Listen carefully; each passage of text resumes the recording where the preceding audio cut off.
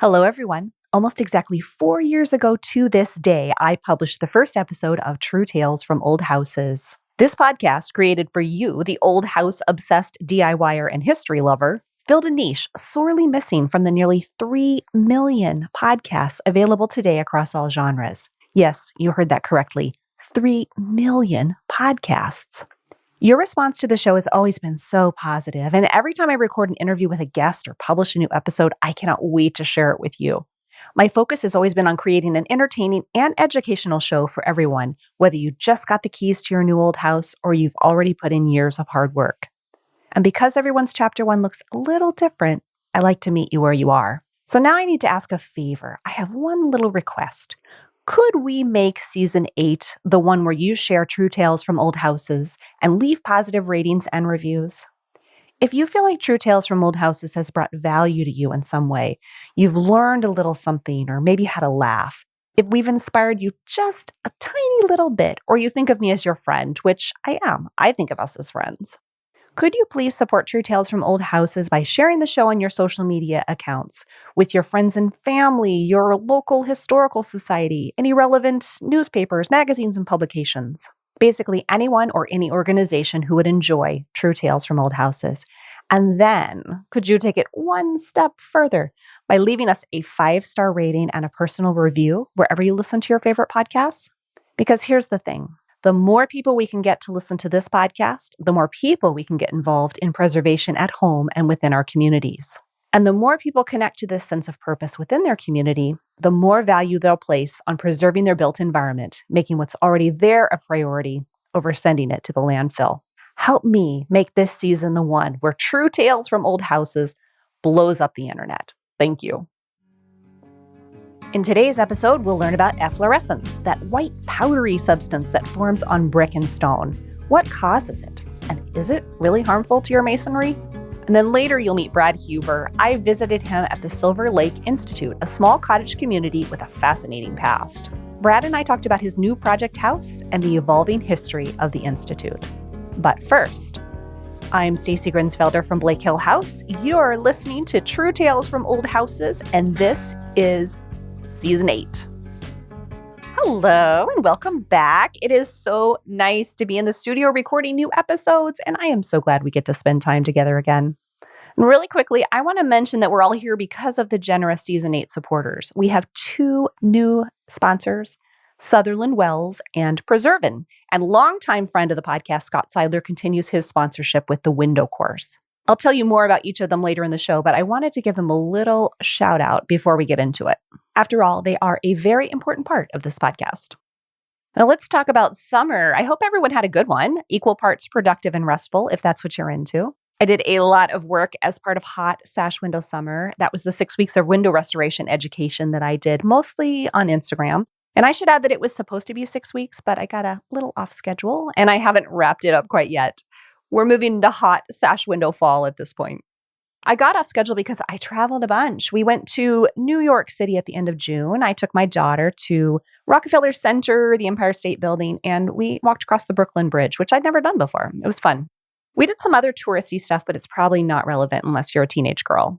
If you are a teenage girl or you have a teenage girl and you want some ideas, then just let me know. And some of you might remember that I was going to host that trip to Scotland and Northern Ireland through holiday vacations. That happened in July, and it was wonderful. A couple of you booked that trip and joined me, and we had such a blast. And I wish more of you were able to go. I know the timeline to book that trip was really short, and it was pricey. Not going to lie, it was pricey. I have to say that I was really worried about taking a tour versus planning the trip on my own. And I kept thinking, am I a tour person? Is this really who I am now? When I left home permanently as a young adult, I waited tables at the historic Zion Lodge in Zion National Park, and we served a lot of tour groups during the summer. The American tour groups were notorious for, how do I say this? Well, those groups always seemed to have a few difficult people on board that made life hard for everyone. We were one of the last stops on their whirlwind tour of the Southwest, and we had an ongoing joke in the kitchen that the cranky people must have needed more fiber after a week on the road. Based on the amount of bran flakes and stewed prunes we served at the tour groups at breakfast, we might have been on the right track. So I'm not proud of this, but I did have some preconceived notions about what it might be like to take a tour, specifically who else might be on that tour. And fortunately, I could not have been more wrong. It was a bus full of the loveliest people, and the icing on the cake was our hilarious bus driver. His name was Joe, and he filled most of our travel time with jokes and history because, of course, we had to spend at least a short time on the bus every day, traveling from location to location. He and our tour director, Callie, kept things light and fun. I can already tell that I'm getting long-winded today, so I'm going to save my Scotland and Northern Ireland stories for later because I don't want to move on to Q&A until I make a few other time-sensitive announcements. But if you're really into it, there are 4 blog posts, 2 about Scotland, 2 from Northern Ireland on blakehillhouse.com. I didn't write a full play-by-play. I'll save you from that. But there are plenty of photos, which I think you'll enjoy. All right, let's talk about the Hudson Valley. I mentioned at the end of last season that I'd be heading back to Hudson Valley to record in front of a live audience. Last year, we had a big to-do at Stonyford, which is the beautiful home of Susan and Will Brinson. We'll be at Stonyford again this year. Reggie Young from Hudson Valley House Parts, that's an architectural salvage company, is going to be there, one of the guests. And I think the second episode is going to be a panel discussion about money, and the ongoing expense of owning an old house. Susan and Will be part of that panel, as well as Daniel Cantor and Brad Huber. That's Brad from today's episode. I know a lot of people wonder about making this lifestyle work because old houses are needy. Let's be honest, old houses are needy. I think this is going to be an excellent group because they all have wildly different takes on project planning and spending. The Hudson Valley event is Saturday, November 12th, and it includes light food. Susan's going to give a really nice house tour, the 2 podcast episodes, plus post-show social time with everyone. The tickets are going to go on sale this week at 10 a.m. Eastern on Friday. That's 10 a.m. Eastern, Friday, September 16th. The venue is quite small. We are literally in Susan and Will's house. So unfortunately, we can only sell 30 to 35 tickets, and they sold out really fast last year. Totally surprised me. I really would love to do this on a larger scale sometime and be able to offer more tickets. But for now, we're starting small to make sure we fit the venue comfortably and to keep it enjoyable for the audience. Now, the next event is a little bit less developed right now, but I'm working on it. I'm putting together a gathering to Boston to see the Christmas tree sent each year from Halifax as a thank you gift. Now, if you've been a longtime listener, you know that the story of the Halifax explosion and the gifted Christmas tree has woven its way through a couple of seasons of this podcast. And I think it's time we go see that tree. By the next episode, I'll have some more information for you, but that gathering will probably be sometime that first weekend in December. And finally, the biggest news of all, I'm hosting another tour through holiday vacations, and they've given us the Montreal, Quebec City, and Canadian Maritimes itinerary. I mentioned that last season because that's really what I wanted. We get a chance to go to Halifax, maybe bring that whole explosion Christmas tree story, give it some closure. So we're going next summer, August 10th through 20th, 2023. And the booking window for Scotland and Northern Ireland was really short, so we got started much earlier this time. You have between now and April to book this trip. $100 will save your spot right now, and that money is fully refundable until our booking window closes in April. And there's also a travel video you can watch to save an additional $100. This tour includes airfare and most of your meals, but there are land-only rates if you want to use frequent flyer miles or drive to get to Montreal on your own and meet the group at the starting point. It's really up to you. As I mentioned, we'll see Quebec City, Montreal, but also Prince Edward Island for all of you Anne of Green Gables fans. New Brunswick is on that itinerary, as well as Cape Breton and Halifax, which I'm excited about again. At this point, I kind of feel like an investigative journalist, right? We gotta bring the story full circle. Holiday Vacations has set a nice itinerary for this trip, but I may add a side quest or 2 for our group as the schedule allows, including a little more physical activity to offset some of our sitting around time. To find out more about it, I've linked the tour on the show notes. It should be in the app you're using right now. You'll also find all that information on truetalesfromoldhouses.com, and I'll put it on blakehillhouse.com too. If you're even a little bit interested, I do encourage you to watch the travel show and get that $100 travel voucher. You'll have to create an account to watch the video, but it will give you an excellent overview of the full itinerary. It's a gorgeous area. I actually took a trip to Nova Scotia with my mom, sister, and daughter in 2018, and I am very excited to go back. So check out that tour link, watch the video, and let me know if you have any questions. It's going to be fun, and I really hope you can come. Okay, I think that's it. I think I remembered everything I wanted to tell you today. Again, it's really nice to be back after a break, and thanks for being here. Listener Q&A is up next.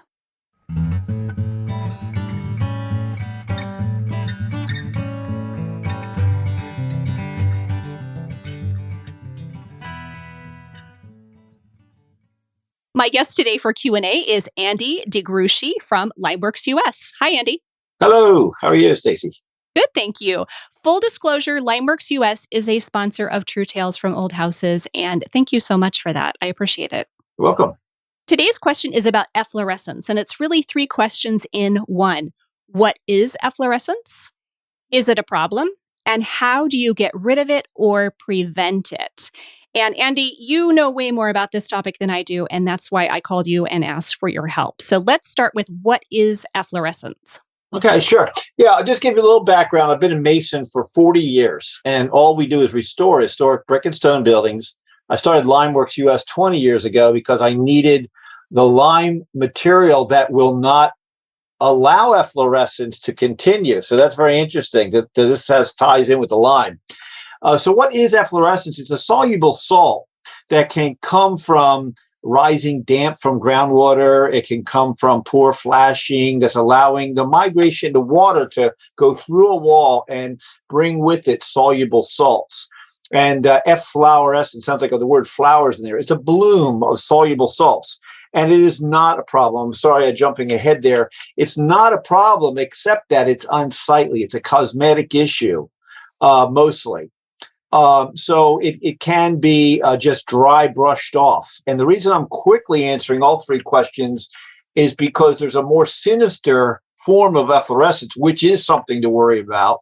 And some of your viewers may not know what they're looking at and think it's just, that's just that bloom of salt that you see, which can be dry brushed off, and it really will just return unless you ever can get to arresting the root source of where the water's coming through. So if they have a foundation, an old farmhouse, and down in the basement, you have the stonework all up against the earth, and the earth is the moisture, rising water tables is bringing moisture through the stone wall, the old punky mortar, then that salt can come through and out into the basement area and make a bloom of white that can be just dry brushed off, or there's acidic cleaners, something like white vinegar or citric acid, like a lemon juice kind of thing could be used, or a proprietary cleaner. We sell at Limeworks NMD 80. It's a buffered acidic cleaner. You can use that diluted. So that's efflorescence. And I'll stop there because I can get very wordy, but I wanted to pique your interest about the other sinister one that looks like efflorescence. Okay, so before we get to the danger zone of efflorescence, I realized that I didn't really explain what it is. Most people might, or some listeners may know exactly what it is, but for those of you who are wondering, wait, what is this efflorescence? Do I have it? It is literally kind of a white, powdery coating on your brick or your stone. Sometimes it almost looks like little, if you've ever seen like those mushrooms on trees or something, it can actually come out in the form of crystals. I guess it can take many forms, one of those being sinister. So why don't you go ahead and start talking about that? Let us know what that is. That mushroom look is why they call it a bloom of salts. It'll start building salts upon salts upon salts. The reason is because when the moisture comes through the wall, the vapor of water can evaporate, but the salt's too heavy to fly away. So it just begins to build upon itself to make that mushroom bloom. Again, it's something that you always have to solve if you're going to solve it from the root cause. Where's the moisture coming from? If you can do that, we have had to do that for people. Interestingly, when I was in Panama, I saw something from the 1200s, which was a through-wall course of impervious masonry. That in a castle, they knew that the rising groundwater would hit this impervious through wall course, and then the moisture would be arrested from going up. So recently, we actually had to do an injection of a damp-proof damp-proof membrane into the wall to stop the rising damp from coming up. And the other ways people do it is through through wall lead sheets or zinc sheets. Actually, believe it, go through the wall. So that's efflorescence, a soluble salt. The other thing that people see, however, is this sinister thing. It's called lime leaching, lime leach, lime run, or calcite. And calcite is a deposit that is like a stalactite. Gets so hard that it crystallizes when the calcium hydroxide comes through the wall, hits the atmosphere, and then turns into calcium carbonate lime, and it begins to build up, and you can't get it off except hammer and chisel. I mean, it's like a stalactite on there. That can cause damage to the pore structure of the masonry, concrete and mortars with cement, and that will then become a structural problem. Can become a structural problem, if not minimally making the faces of the bricks blow off and things like that are softer, because it just has a buildup of this calcium carbonate within the pores. Okay, so how does lime mortar play into this whole scenario? Okay, well, so interestingly about lime mortar is that there's 6,000 years of building history, and in hindsight's 2020, we can look back and say, wow, look at all those castles standing that are like 500 years old, or even I was just driving through Philadelphia and looking at old walls that are right up against the earth, retaining walls. There's no efflorescence, there's no calcite, but we know that for 6,000 years of building history, lime and sand was what was used for mortar. Cement, as we know it, what makes concrete, the aggregate, the sand and pebbles hold together in concrete, wasn't invented in 1824. It didn't hit our shores to 1870. Masons did not text one another and say, hey, quit what you were using, and now we got something newfangled to use. Country structures into the 30s and 40s were still built from lime that was acquired down a road called Lime Kiln Pike, somewhat a clever way to tell the masons where to get the lime. And so lime is immune to sulfate attack. So the issue is that if lime built walls have efflorescence, it's because it's drawing the salts from behind the wall with the delivery vehicle of the water that's passing through, and the water evaporates and leaves a salt bloom. But as far as calcite, that's a formation of a separation from cooking of the cement. When you cook the cement, if it's not properly cooked, or even with cheaper natural hydraulic limes, the high free lime content can go in and have a reaction. And so what's been happening with cements is that to make the ASTM designation for Portland cement, cheaper fillers have been used, like fly ash and things like that, which are not those anamorphic silicas are not combined properly, and they break away with the free lime. And next thing you know, you've got all kinds of blemishes coming out on the wall. And then some of those can become very, very damaging to the wall. So lime is a safer bet, immune to sulfate attack. And one word picture I love to tell people: you can build and see a lighthouse at the freezing salty Atlantic Ocean, with the ocean crashing with salt all over the lighthouse, built with lime putty and whitewashed with lime water, stands for hundreds of years. You could build the same lighthouse out of a Portland cement, modern cement and sand and lime mixture, and in no time flat. Like 30, 40 years, no time, but no time in masonry years, that's no time. The ocean would eat that structure.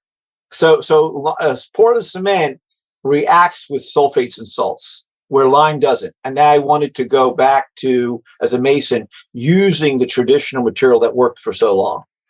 Interesting. So really, it's just about chemistry. Yes, it is. So a lot of times, I guess, when people, like, for instance, I have a fieldstone basement, and I have some sections of it that look amazing and other parts that have efflorescence. I would guess that I'm going to find something like Portland cement holding my fieldstones together in the basement when somebody repointed at some point, but with improper mortar.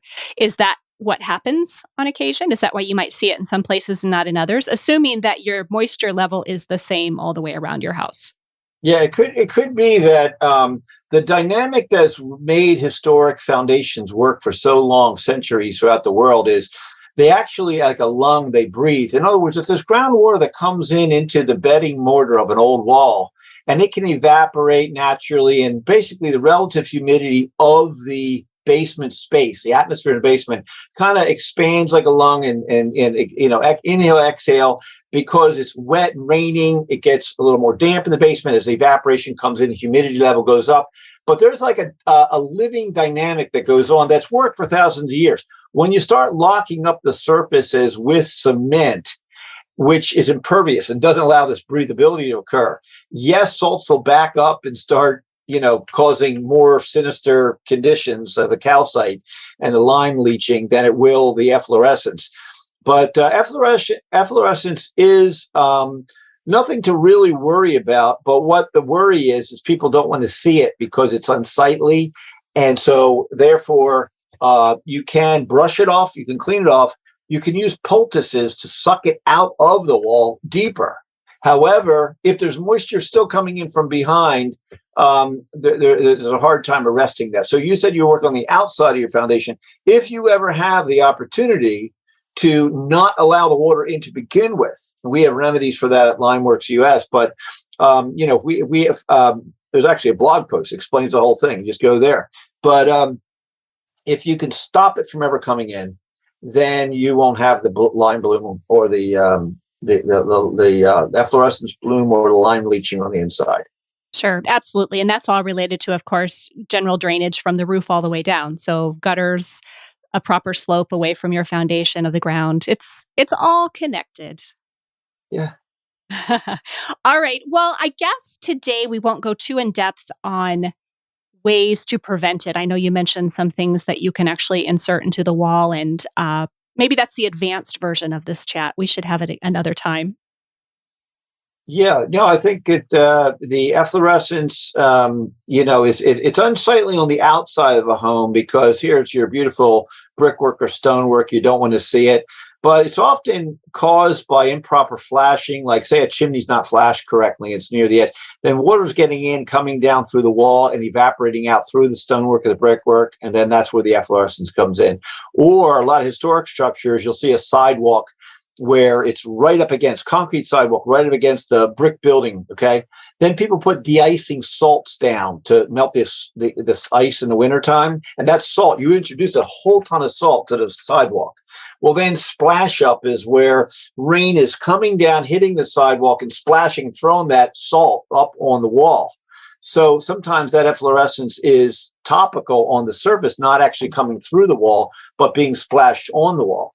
So in every case, you got to be a sleuth. You got to do a little bit of figuring out what's the root cause here. How do you stop it? How do you protect it? One thing we do is very simple on historic structures. We'll take pea gravel or a decorative, like a goose egg type, river jack type stone, and maybe first 2 or 3 feet away from the foundation, put that in there rather than a hard concrete, which has to be de-iced. The other can drain. The goose eggs can drain. But the other reason is because even if you have mulch, or you have, which has salts in it, or you have even dirt, the splash up will turn. If it's not an unsightly white condition of salts, sometimes you get an unsightly dirt mud condition on the lower part of the wall. So just having something like a drainage area is a good idea to keep everything draining. How deep would that gravel be? Oh, you can just do it like 4 or 5 inches, really. So it sounds like overall efflorescence is not a huge problem, or it's not damaging so much unless you have the calcite is a stalactite. It's like, you think of a cave where it's dripping those things that become like rocks. And some people have they'll think it's efflorescence, but they'll say, my gosh, this stuff has got like scale to it. It's built up. It's thick. You almost take a chisel and bang it off. It's become so hard. And that can actually cause quite a bit of damage. And there's a scientific and chemical reason for why it's originally starts. And there really is only a few remedies. If your readers want to ever contact me, my email's help@repointing.com. I can always try to walk them through things, but once the calcite starts, it's one of those things where it's almost impossible to actually get it under control forever. Right. Okay, well, let's cross our fingers that everyone has the non-nefarious form of efflorescence. Yeah. Yeah, thank you so much for answering this today. I appreciate your time, Andy. You're welcome. If you have an old house or DIY question that you would like for a guest and me to answer on an upcoming episode, please send me a direct message on Facebook or Instagram, or visit truetalesfromoldhouses.com and submit your question via the contact form.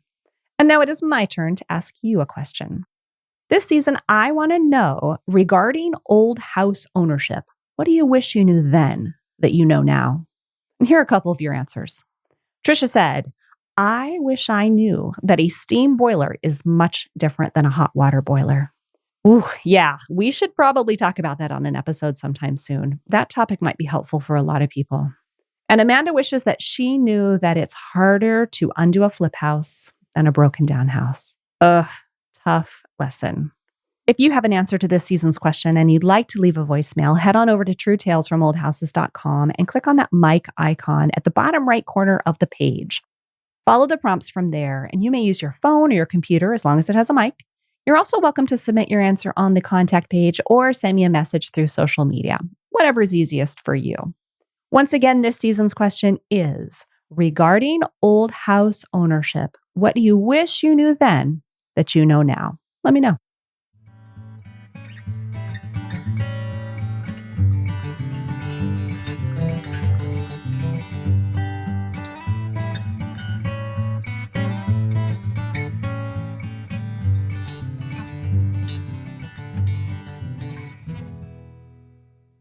As I mentioned at the top of this show, True Tales from Old Houses can continue this season because of the generous support from our sponsors, and I'd like to tell you a little bit more about them. Once again, we are supported by the Window Course from Scott Seidler of the Craftsman blog. The Window Course is a step-by-step, do-it-yourself window restoration program that will teach you everything you need to know to successfully restore your wood windows. The Window Course offers all of the start-to-finish instruction you need right now. And hands down, Scott is one of the very best teachers in this business. I have learned so much from him over the years. One of the best things about buying the Window Course is that it's yours to keep. You own it. So if you're working on a window and you get stuck, you can go back and review as many times as necessary. No more digging through YouTube trying to find out which resources are the real deal. Owning the Window Course is like having Scott at your house whenever you need him. The content is self-paced, so you can go as fast or as slow as you need to, and there are several price points to fit your needs and budget. If you sign up for the Lifetime Access Package or the Training Package, then you'll get a free infrared paint remover, which is a $130 value. The Window Course is offered with a money-back guarantee, and I've still got an active coupon code to share. Scott is offering True Tales from Old Houses listeners a special discount. So for 10% off, visit thewindowcourse.com and use the coupon code TrueTales. True Tales from Old Houses is also supported by Sutherland Wells, maker of exceptional polymerized tung oil finishes since 1965. All of the Sutherland Wells products are handcrafted in Providence, Rhode Island with the highest quality sustainably grown tung oil. Tung oil native to China has been used for centuries as a durable finish for wood, metal, and stone. Now, unlike polyurethane, tung oil finish penetrates, so it flexes and contracts as conditions change, making it the perfect pre-finish or protectant for everything from fine furniture to window sash and sills. Some of the bare wood on the south side of my house is so dry that I have started adding Sutherland Wells products to my oil primer for added flexibility and penetration. Specifically, I use Clarabelle's, but Sutherland Wells has an entire product line for whatever you're working on right now. Siding, hardwood floors, furniture restoration, cutting boards, you name it. To learn more about their complete product line, visit Sutherland Wells, WELLES. That's sutherlandwells.com. And to save 10% on your first order, use our coupon code TrueTales. True Tales from Old Houses is also supported by Preservan, a unique preservation franchise opportunity developed by longtime window restoration pro Ty McBride. The mission of Preservan is to save the future by preserving the past. So what exactly is Preservan? Well, what if you could go to work every day on your own terms while also doing something meaningful within your community? What if you could start a home service business without owning complicated and expensive tools that are difficult to transport to and from job sites? The team at Preservan will train and support you to operate a Preservan business in your community, equipping you with the tools you need to perform sustainable wood rot repairs and build your own team of epoxy techs. You'll receive the playbook for a proven preservation business, exclusive access to Everresin epoxy products, business software, and all the marketing, advertising, training, and technical support you need. Owning a Preservan franchise offers the perfect opportunity for work-life balance while serving your neighbors and community in a recession-proof industry. You'll get to work your own hours and spend the rest of your time in ways that are important to you. To learn more about becoming part of the Preservan family and their mission, go to Preservan, that's Preservan, franchise.com/truetales.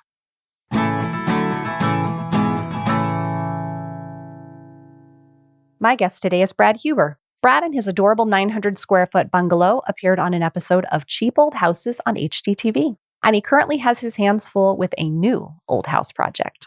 I'm Brad Huber, and this is my house at Silver Lake. Hi, Brad. Thanks for doing this. Thanks for coming. It's such a pleasure to have you here. Well, it's really fun to spend the day with you. We've been all over the Silver Lake Institute, and you are probably tired by now. And so I'm going to have you sit here for another 30 minutes so we can talk about it. No problem. I'm happy to show the house, happy to show the neighborhood. It's really something that, most people don't know anything about. Right. Yeah. And that's what we're going to get into. But before we start talking about Silver Lake, I would like to know, we're sitting in your house in Silver Lake, but this is not your first old house. How do most people know you who are familiar with you? Most people know me from Itty Bitty Bungalow up in Rochester. So I've had that house for something like 12 years now. And, it was time to do something else. Projects had kind of dried up. And, it was a bungalow and that was fun for a while, but I wanted to do something else, some different style, something that would be exciting to me in a new way. So that's where this place came from. Sure. How long did it take you to find it? Almost 2 years. Really? Yeah. I knew that as a kid, when I was a kid, my parents and we used to come out here. We used to go to the drive-in, which is just up the road. And I always knew that there was kind of a community down here, but I didn't really know that much about it. And when I started looking for other places, I realized how expensive waterfront property was. And I then started to think about when I was a kid, what was that place that we used to go to? Is that around? Like, what was going on there? And I realized, hey, maybe this is the place for me. Maybe this is my spot. And here we are. Yeah. Did you have that moment when you're thinking about when you're a kid and you'd say, remember when we used to get in the car and we drove for hours and hours and we ended up at a lake and then you found out it was like 25 minutes Not from too where you far. really live? Yeah, it's only like 30 minutes from my parents. It's actually closer to my parents than it is to me. But still, it's only about 50 minutes from home. So that makes it really reasonable for me to come back and forth and pick up tools and supplies. I knew that, initially I was looking for like an hour to an hour and a half. And I knew that hour and a half was kind of stretching it. I'm not really a long car drive kind of person. So this 55 minutes really makes it not so bad. And, if anything ever happened and I needed to come down here on a moment's notice, I could do that. Right, right.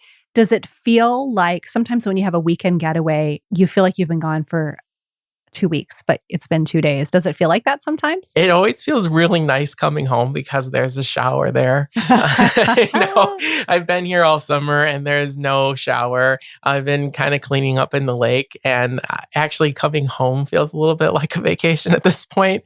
I'm hoping that in the near future, we'll be able to flip that to the other way around. Right. That makes sense for sure.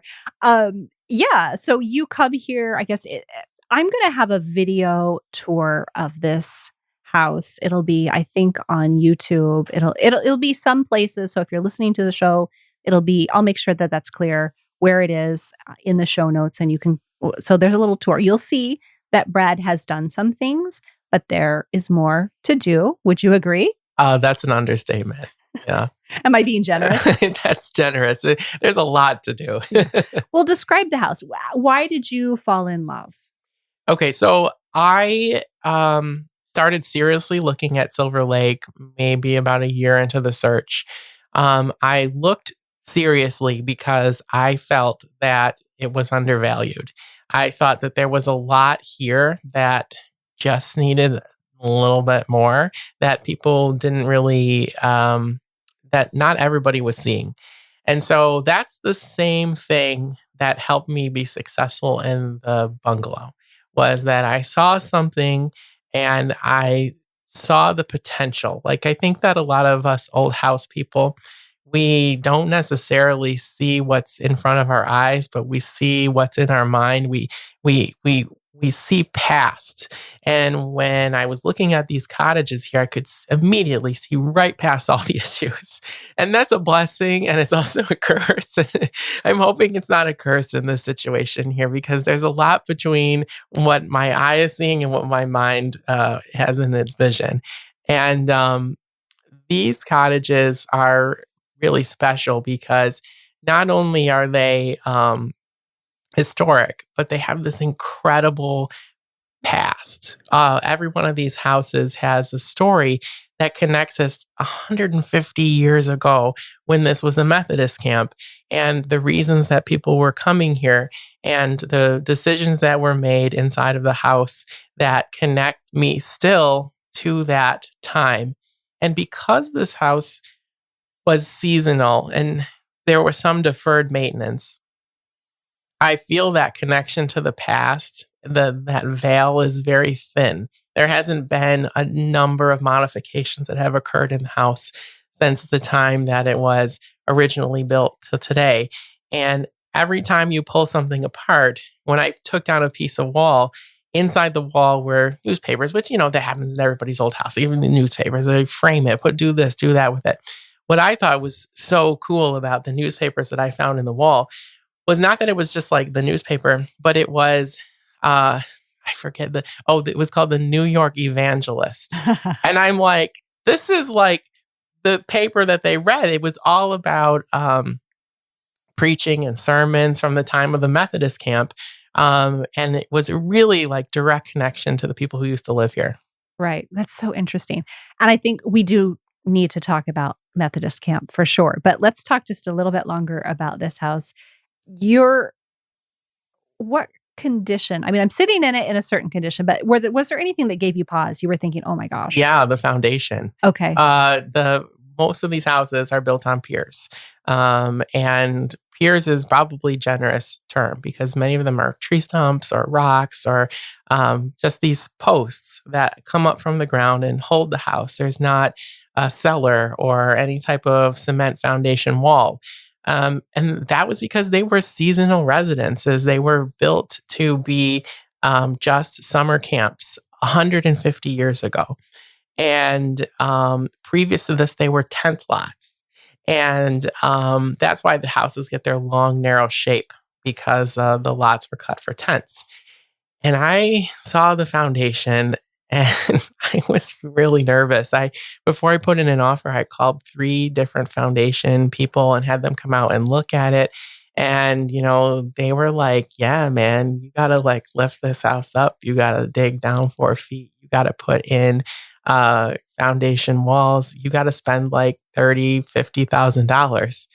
And I was like, this house isn't worth $50,000. Like I can't pay to have this house lifted up and then put a foundation of this sort of like Taj Mahal foundation and then put a literal shed back on top of it. Like that's crazy. So I do think that maybe sometime in the future that does need to happen. But as I've been here longer and gotten tours of other people's cottages, my foundation is much better than many other people's foundations. And so I think I've got a little bit of time. And I also think that it's a little bit more secure than I might have. I was looking at this, looking at a regular house. And like, you can't compare this to a regular house. This is not a regular house. And I also found out that it wouldn't matter what house I bought in the Institute, it was going to have a foundation problem. All of them are built this way. And so if I waited for another one to come up on the market, I would be dealing with the same problem. So it was just like, this comes with the territory. Right. Sure. Yeah. And I think it's unclear. You'll see if you watch the video that this is a 2-story house. There's a little crawl space up in the attic. So it's a whole house sitting on these piers. It's kind of interesting. And there's a little bit of movement. Yeah. as you walk through. It's bigger than the house, my primary residence in Rochester. That house is only 864 square feet. And this house is larger than that. This house has 3 bedrooms, and my house at home only has 2. So this project is different, not only in terms of intensity, but also in terms of scale. Yeah, I think another interesting thing about this house is, and you said this too, that it has framing, but not really on the inside. The rooms are just separated by Wainscoting. Wainscoting. Okay. So the house is balloon framed. All of the houses are balloon framed. And essentially that means that it's built like a pole barn, right? Like there's a sort of like a 4x4 that goes all the way up to the second story. And then we go about 6 feet, and then there's another 4x4, and then we go 6 feet, 4x4. And then there's, I don't know what you call them, there are girders that go in between. And then the siding, from my understanding, is what really holds the house together. And that is vertical tongue and groove siding that goes around the perimeter of the house. And that sort of like cinches the whole situation together. The house girdle. Yes, the house girdle. Wow. I mean, it's hard to imagine, and I can see it. They were just built, like you said, as summer homes.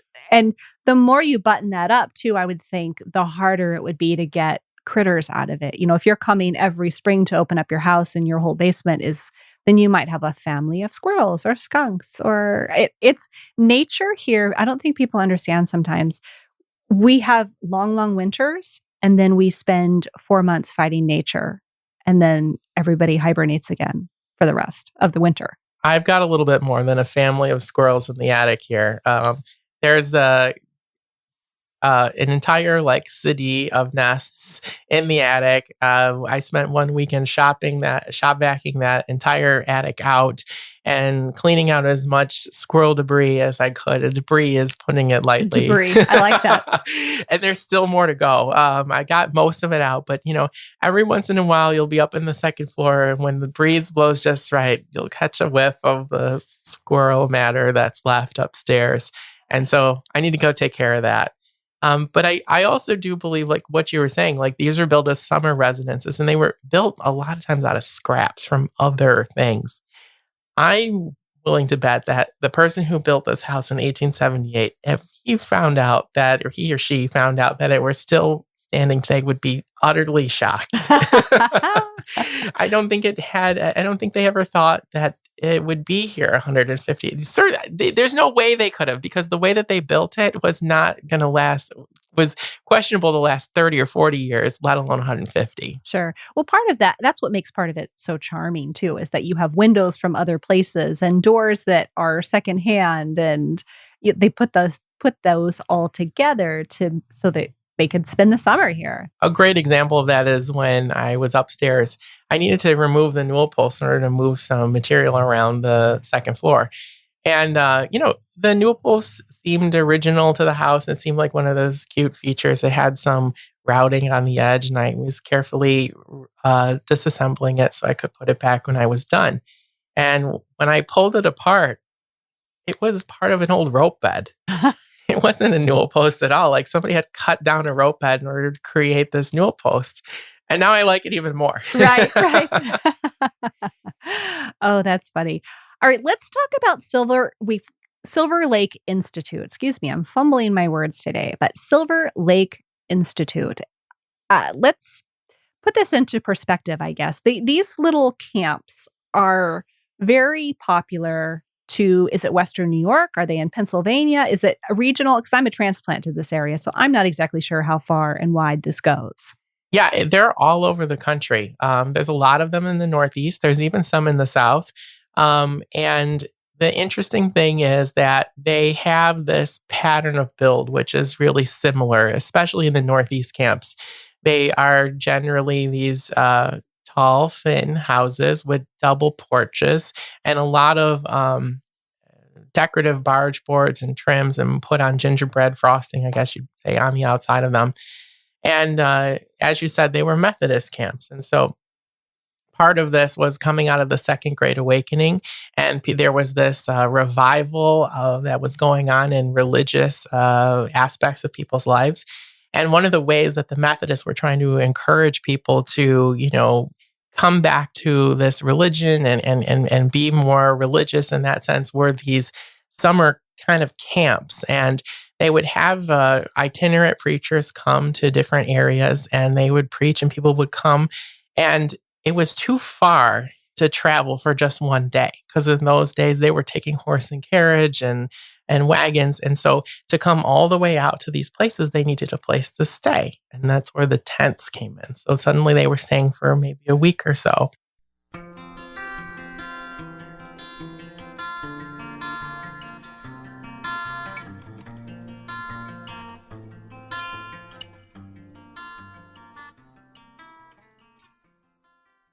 All right. So we had to pause there so I could have a little coughing fit, which hasn't happened to me before, but first time for everything. So Brad, I'm going to have you start over where you were talking about people traveling long distances. So people were coming from all over the place and they were coming long distances. So when they came to these camps, it was just in those days, not 50 minutes like it is for me to go back to Rochester. It may have been a day or two. So they needed to stay. And so then they started setting up these tents. And they set up these tent lots. And that's when you look at these camps and you say, why are the lots so long and narrow? Because they were originally tent lots. And then the houses came after that. And then the houses followed the patterns of the lots. And by all the accounts that I've read, these places were crazy. There were crazy, there were the families would come with all of these kids, and there would be people who were drinking, and there would be all kinds of the preachers would be on the platform, and they would be yelling and flailing their arms and doing all sorts of things. And so, I think people came to these also because they were exciting. Right, like a show. Almost like a show. Less church, more show. Yeah. And that's what really ramped up this religious fervor. And this was really common in New York State. That's why they call us the burnt over district. There were just so many religious revivals that, eventually people got tired of them and the area became, quote unquote, burnt over. But, that's what started here in the early days. And right immediately adjacent to this house is Burt Park. And that's where all of that happened. That's where the platform was. That's where they circled up the tents. That's where all of these sort of exciting things happened. And I mean, that's really interesting. Yeah, definitely. And so the draw was, I guess, church. But then when they got here, maybe there was a little more fellowship than expected. Yeah, there must have been a social aspect to this, especially as the houses were built. You would probably have a more permanent population that each time you came back, that, the same people. And that carries to today. So every time I come back, there's these remnants of this long old history that still are here. That idea of community, of a society, of people who have a common belief. And that's not to say it's religious anymore. It's no longer a Methodist camp, but there is some ties to the past. Right. And that makes sense. I guess we should be clear that this isn't a church camp anymore. This is just a community with a variety of people. Many people are welcome. You don't have to belong to a particular religion. And I would guess that, there's not a church. Is there a church service here anymore? There is a church service here. Again, a remnant that occurs on I think it's Sunday morning. But, it's like you said, it's no longer a religious institution with religious ties. It is fraternal organization, just kind of like an HOA. We've gone from religion to an HOA. Yeah. That's what brings you together, the HOA. Hold on just a second. Goodness, that's a bummer. Sorry about my voice. I can cut all this out. I don't know why you're coughing. It's perfectly clean here. It has nothing to do with your place, I'm sure. I have all this vocal fry now. So people are going to say I can't listen to this podcast. Her vocal fry is terrible.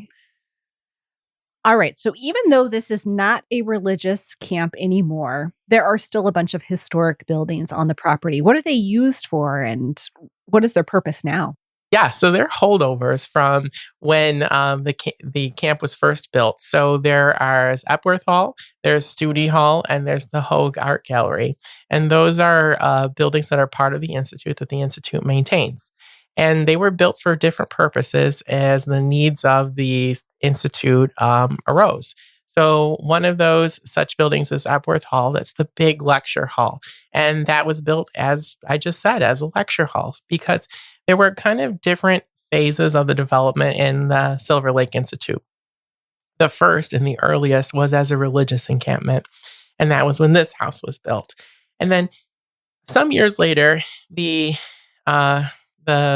sort of focus shifted to more of a place where people could become educated, kind of like a summer camp, where there would be lectures, there would be art galleries, art exhibits, there would be like typing school, there would be all sorts of things to help people kind of become more educated. Right. Almost well-rounded. We have this religious component taken care of, and now we have this educational component, and put those two together and you have what? The perfect human being, right? Right. And then the third phase is kind of what we have now. Is it just a cottage community where people come to spend the summer, more or less. So a lot of the municipal buildings came as a part of this second phase of development when they needed spaces to host workshops, lectures, exhibit artwork. And so that's where we get the art gallery from. That's where we get the Epworth Lecture Hall from. And then Studi Hall is a small sort of like bungalow-ish looking building. And that was built by the Women's Christian Temperance Union. And they were a group of women, primarily, my understanding, that were trying to make a prohibition on alcohol. And so that was a space that they used. Now, interestingly enough, as a Methodist camp, we still can't drink here outside of our private property. Really? So you can't have an open container at the dock or down at the beach or anywhere besides your own porch. And that's, again, one of those ties back to the past, the rules of the organization. That's really interesting. So although this is no longer, is there modern programming? Is there a summer program that runs here now? Yeah, and that's one of the primary reasons that I wanted to be here. So when I looked at other properties, there was a property I looked at was just outside the institute. And looked like the institute, sounded like the institute, had all the features of a house in the institute, but it was just beyond the line. And I came to look at this house and I was talking to the realtor and I said, "Is this house in the institute?" And she said, "Oh no." And I said, "It's not." And she said, "Well, you don't want to deal with them and their nonsense anyways." And I laughed. And I said, "Well, actually I do, because that would mean that I get access to all of these components that I wouldn't typically get access to." So for instance, every Friday night, there's a concert that is put on by the Institute down by the water. There are art shows. There are square dances. There are community breakfasts. There are memorial services when someone passes. There are community garage sales. The space is programmed from April until like October. Every weekend, there's something going on that's put on by the events committee here.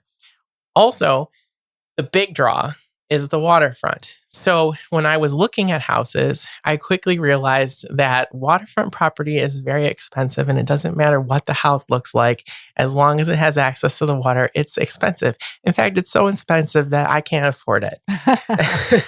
So one of the really great aspects about this community is it makes waterfront available to people who can't afford that kind of money or that kind of cost. And so here, the waterfront, nobody has waterfront. It's all shared amongst the community. There's a green strip that goes along the water, and that is owned by the Institute. And everyone who has a cottage here, whether or not you have a water view, are allowed and encouraged to use this shared space. And suddenly, I can afford waterfront property if I can share it with other people. That is so nice, because the amount of fighting that goes on within communities about access to public water, lakes, rivers, whatever. It's so wonderful to have that strip that's just guaranteed everybody can walk across it and get in the water in some way. Their small boat, their kayak, whatever. And I don't have to maintain it. Right. Oh, like they even cut better. the grass, they maintain the docks, they make sure the shore isn't eroding. So I just get to go down there and enjoy it, which is excellent. And I can still see the water from my porch. So, for me, this was really an entry point to a waterfront property that was affordable. The house also, I also needed to buy a house that needed a lot of work, but I'm here and I'm not leaving now. Your foot's in the door. Yeah. You're here. Yeah. And now you can practice your square dancing. Yeah, absolutely. And pickleball. We got a pickleball court. Oh, pickleball is nuts these days. Everyone is so excited. Yes. Everybody loves pickleball. I feel like I should do a little, I don't know if this is global or if this is across the United States, but pickleball is sort of like really slow tennis. So you're on a court. Well, I'm sorry, that sounded offensive, right? I think the draw is that there's access for more than just people who are super quick, or, if you have knee trouble or hip or whatever, you can go a little bit slower and move from side to side. But I don't know the rules. Don't ask me the rules. Somebody can let me know the rules by email, contact form, however. But it's played on a tennis court, but it's a little smaller area. And I think the net might even be a little lower. Yeah. And the rackets are a little different. But it's huge, huge in Western New York in particular. And you can let me know as you're listening here if it's huge in your area. So pickleball, almost a year-round sport. There's places to play pickleball, indoors or outdoors. Can't wait to give it a shot. Yeah, definitely. But not the square dancing, because I was kind of hoping I could talk you into doing a little I don't think so. Virginia reel with me after this is over. Did you do the Virginia reel in elementary? I did a lot of square dancing as a kid in gym class. Yeah. In fact, I liked it better than floor hockey. Yeah. That's great. So before we wrap up today, what happens here in the winter? I imagine this place gets pretty buttoned up. Yeah. So many of the people here are seasonal. So a lot of the camp will shut down, including this house. So it is not winterized. All the pipes are accessible from the outside. And so I will have to drain the water lines, and I will have to winterize the house. I don't really know anything about winterizing yet. I suppose that'll be all fun for me to uncover in November. But yeah, it'll be closed up for the winter and ready for me to come back in the spring. Sure. So what's your vision for this place? What do you see? How do you see your life living in two different houses? It's a little bit of a creative outlet. So, and on one hand, like I had said before, the bungalow was kind of buttoned up. Like there wasn't too much more that could be done there. And I also have always felt a little hamstrung by bungalow. There was furniture that wasn't going to work in a bungalow. There were size restrictions in a bungalow. There were all kinds of things that, I could, bend the rules a little bit. There were some rules that couldn't be broken. And I wanted a different house with a different period of significance that would be able to stretch myself with. And so this 1878 house is one of those things. And I can all of a sudden get way different furniture than I would be able to get in my bungalow. And I'm not a purist, right? Like everything's not going to be period. But, there are some sensitivities that I want to give to the house. And the other part is that I wanted a place. I'm a teacher, so I have time in the summer, and I wanted to have a place that I could go that wasn't really far away, that I could relax in. And so that's this place. And I also needed a new project. Right. I was kind of like getting into things at my house that didn't need to be gotten into. Yeah, if you're starting over, it's time for a new project. So those are the three things, to stretch myself, to have a place to relax, and to have a place to like get my hands dirty again. Right. Well, your hands will get dirty here. They're filthy. In fact, like most of the time I'm filthy because there's still no shower here. I've been here for 3 months and I'm still like cleaning off in the lake. But that's another connection to history, I think. Exactly. That's the way they did it. Right. I was going to say, I am certain that probably most people did not have an attached bathroom when these houses were built, and the lake was the perfect bathtub. Absolutely. Yeah. Well, thank you. This has been so fun. You got it. Thanks for coming out. Yeah. Well, I hope to be back, and I'm hopefully right now, actually, I'm going to go put on some work clothes and maybe help you with the project. I can at least shuffle things around. Anytime. I'll feel useful if you put me to work. Thank you for listening to True Tales from Old Houses. And thank you to my guests, Andy deGruchy and Brad Huber. Again, you'll find Brad at Itty Bitty Bungalow on Instagram. To continue the conversation, join me on Facebook and Instagram at True Tales from Old Houses and Blake Hill House. To find out more about this episode, including photo and video, coupon codes, and all of the information about our treks to the Hudson Valley in Boston and our Canadian adventure next summer, visit truetalesfromoldhouses.com. Until next time.